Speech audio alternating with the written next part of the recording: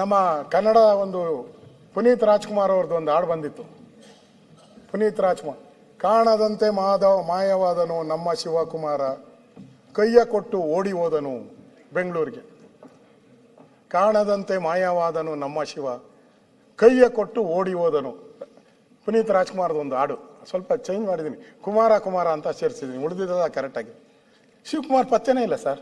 ನೀವು ಕೇಳಲ್ಲ, ನನಗೆ ಎರಡೆರಡು ಸರಿ ಫೋನ್ ಮಾಡ್ತೀರಾ, ಆರೋಗ್ಯ ಸರಿ ಇದೆಯಾ, ಬರ್ತೀರಾ, ಎಷ್ಟೊತ್ತು ಮಾತಾಡ್ತೀರಾ, ಎಲ್ಲ ಕೇಳ್ತೀರಾ.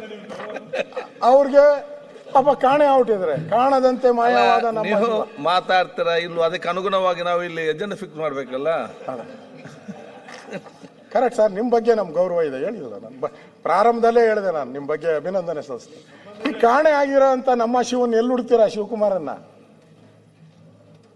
ಬೆಂಗಳೂರು ಜನಕ್ಕೆ ಕಾಣೆ ಆಗೋ ಹುಟ್ಟಿದ್ದಾರೆ.